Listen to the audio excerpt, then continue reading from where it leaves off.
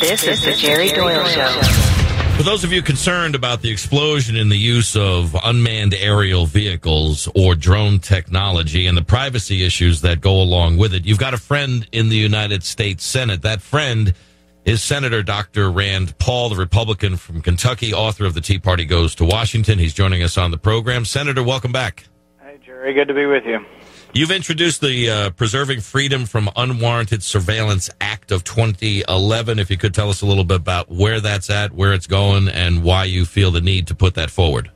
Well, we've just started it, and there's a companion bill in the House that was introduced by Representative Austin Scott from Georgia, and he actually gave me the idea for this, and the bill's pretty simple. It's only a few pages long, and it restates the Constitution. It restates the Fourth Amendment and says if these vehicles are going to be used to gather information on an individual, they need to go to a judge, they need to say what the probable cause of a crime being committed is, and they need to get a warrant. And you would think this would be obvious, but anymore in Washington, we want to make sure that they are reading the Constitution, they're aware that it exists, and I'm concerned about, getting a leader like a Mayor Bloomberg who wants to come to my backyard barbecue and see if anybody's drinking a big gulp. So I am concerned about overzealous government. Big gulps, popcorn, and the movie theaters, and milk drinks, just for starters. When you look at the use now, the proliferation of these unmanned aerial vehicles, which certainly had its military inception back as far as 1998, my kind of darker side, Senator, would say that they put a lot of money into developing these UAVs, these drones, and that maybe we're running out of war or profit streams, and that what better way to continue that than to figure out what the commercial and or private use of the drones might be. One of the things that I know concerns you, concerns me, and many others, is that now we seem to have already found out they're using this technology to gather data, information, intelligence on citizens, and then later going to a court and saying, now that we've got it, are we allowed to use it? Shouldn't that have been solved first before we even allow them to do what it is they've been doing? Absolutely. And the interesting thing is I went on CNN to announce this the other day, and I think even before I went on CNN, we didn't think we had announced it anywhere. We got a call before we went on to CNN from a lobbyist for the people who sell drones wanting to have a talk with us. So somehow the word got out pretty quickly that we were going to be saying something about limiting what drones could do. So, yeah, people do make money selling stuff like this, and so you have to be aware that the advice they're giving to congressmen is not particularly dispassionate, that it has something to do with making money selling this drone technology. And so, we do have to be worried about it. We do have to have some rules and have some understanding before all of a sudden we have drones crisscrossing everybody's farm and crisscrossing every city in the country. We really do need to know how is this going to be used. Are we going to be using this to prosecute people? Take us behind the velvet rope, Senator. How does that, because we hear about lobbyists and the evils and influence of lobbyists, the amount of money that lobbyists have in our political system. How does that call go? Is it friendly? Is it ominous? Does your chief of staff go, so-and-so's on the phone, and he goes, Senator, this is, you really don't want to do this. How does that call go? Actually, I never get a phone call directly from a lobbyist. They do come and bring people in sometimes that we meet with, but typically I think they already know that unless they're bringing someone in who's wanting less regulation, less taxes, they don't bother. But sometimes it's confusing because people know I'm for less regulation, and actually business will come in and lobby me and say, well, we don't like individual states having regulation because we want a uniform standard, and we're afraid we're going to get California has too strict of a code, so what we want is Nevada's code, but we want to make it a national code or regulation. I say, well, look, I'm kind of for letting states do most of this regulation. So sometimes business is actually asking for more national regulation, and that's been disappointing to me. And then sometimes business opposes regulatory reform because they say, well, we've got to deal with it. Let's just make our smaller competitors have to deal with it, and that's also disappointing. Are you on the he'll never get it list? The lobbyists just get around and sit around at the Capitol Grill at the bar and go, what's up with that Rand Paul guy? He just doesn't understand how things work. Doesn't he understand that he's a speed bump or a spike strip in the way of us moving forward our agenda? Somebody has to wake him up. It must be frustrating to them who seem to have a direct conduit right to whatever it is they want to get done. I might be on that list, but in some ways it's good that they know you're serious. Like when the Patriot Act came up and I opposed the Patriot Act and it was going to expire within a few hours, they knew I was serious and that I would stop it. But in the end, I also knew that if they gave me some things that I would let them have the vote, because ultimately I can't hold things forever. So there is a limit, and so I think it's finding the fine line between holding things up, being serious, letting people know you're serious, but then in the end you have to negotiate some way where they can find an exit and you can too. So with the Patriot Act, I got 2 amendments. I lost, but I did force them to have 2 amendments, which I thought were very good amendments. And then I also was able to get, I think we got 20-some-odd people to vote against the Patriot Act, which was the most we've ever gotten. With regard to the drones, we did a little thing on the show called Drone on the Range, where we had drones that were tracking cattle and horses. Now, I could understand if you're a rancher and you want to do, livestock management, or, there's some way that you want to keep track of what it is that you're in the business of. I could understand the civilian applications, but this transition from military applications to civilian applications under the guise of fire and cops and overall safety, I think that's where a lot of people start to wonder, well, why is it that we all of a sudden overnight seemingly have this huge need to have all of these drones watching all of us all the time? Well, and I think you've hit the nail on the head that it makes a difference between whether you want to employ a drone privately to help you manage your livestock, or whether the government's out there, finding out whether your cows are pooping and whether they're pooping near the stream. And so there is a big difference. There's a big difference between them saying, well, he's out there with his bulldozer making his cow pond bigger because the erosion has made his cow pond too shallow, but does he have the right permits, that kind of thing.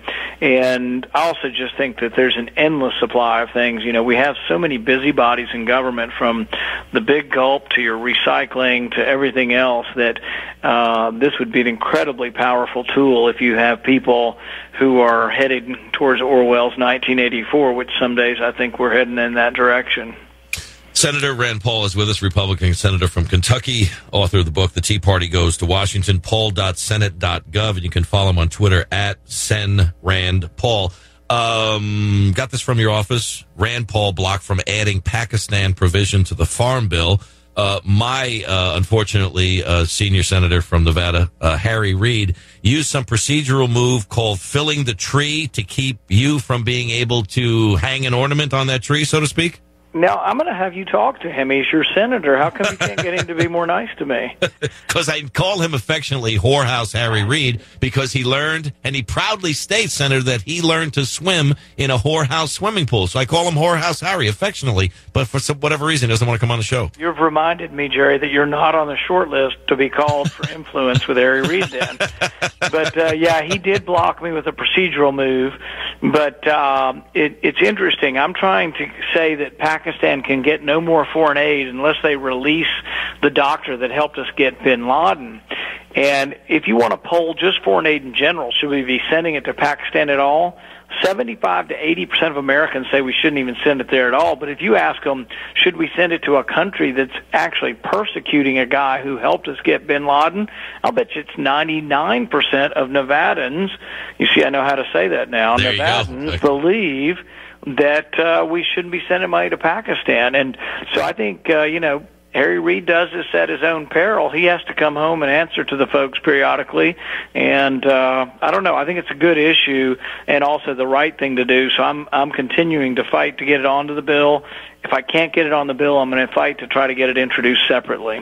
Yeah, I have another question on that, but just with regard to Harry Reid for a second here, Senator. I believe it's about 1,100, maybe 50 days now that the Senate has gone without a budget, and people seem to be giving Senator Reid a pass on that, too. I mean, I believe constitutionally, you guys, the Senate, and Harry Reid responsible for coming up with a budget, we're coming up on, a long time. Do the math. We're looking at 3 years without a budget? I think the Senate Democrats should turn their salaries back in because they're not showing up for work, they're not doing their job, And you're right. There is a law. It's not the Constitution necessarily, but there's a statute that says we have to have a budget every year. And then when you pass the appropriation bills, the spending bills, they're supposed to be guided with and agree with the budget. So every time we pass a spending bill, we've been bringing up a point of order that it doesn't agree with the budget because there's no budget. And it really is irresponsible not to do this. And the other reason it's irresponsible is, let's say there is a government program you want to adjust, either up or down. You never get the chance because there are no appropriations bills, there is no budget, and then what happens is we come up to a deadline, and 3 days before the deadline they'll say, well, if you don't vote for this, the government will shut down. Here's a 3,000-page bill, and it just has the entire budget in there, and we're just going to pass a continuing resolution. Yeah. And that's just not a good way to govern. And we continue to pay our taxes. That would be like when you were an ophthalmologist, still are, but getting a bill from a vendor, and it just says pay this, and it doesn't say what it's for. It's kind of the same way with us paying taxes. They're asking us to pay, but they're not telling us what we're paying for, but yet we continue to pay. You probably wouldn't pay that bill until you got a breakdown of what the money was actually going for, supposedly receiving what it was they sent you. I think the taxpayers would kind of be in the same position there. Yeah, and I'd be a little bit annoyed when I got my bill if I knew that $600 million was paid out in pension payments from the government to dead people over the last 5 years, $600 million. And there's $100 billion they can't account for, and the Pentagon says we can't be audited because we're too big to be audited. Right. So it is pretty insulting to those that are out there writing the checks and sending them into Washington. Senator, I know you're busy. Last question for you. In this, you being blocked from adding a Pakistan provision to a farm bill, some people would just say, why are we adding a Pakistan provision to a farm bill? Shouldn't we have a standalone Pakistan bill, and shouldn't we have a standalone farm bill? I guess there's just too many bills or too many items that can't be voted on individually, that they have to be put together, or is this politicking as a way to get certain things done because there's a more popular bill to include it in? Well, when you're in the minority, you don't get to choose what bills come forward. The majority has an absolute iron fist with deciding what bills we vote on. So the bill on ending aid to Pakistan will not be voted on unless I get 16 signatures and force it to be voted on, or unless I get a vote on any bill. And there will be other bills where it will be germane, but the rules of the Senate are a little different than the House. In the Senate, you typically in the past have been able to vote on non-germane amendments. And it isn't really a trick to try to get it to pass on a popular bill. It's that it's our only vehicle. I could wait till hell freezes over and they won't give me a bill on this because they oppose it, but they're afraid to vote on it. So You can see how it would be unpopular in Nevada to vote.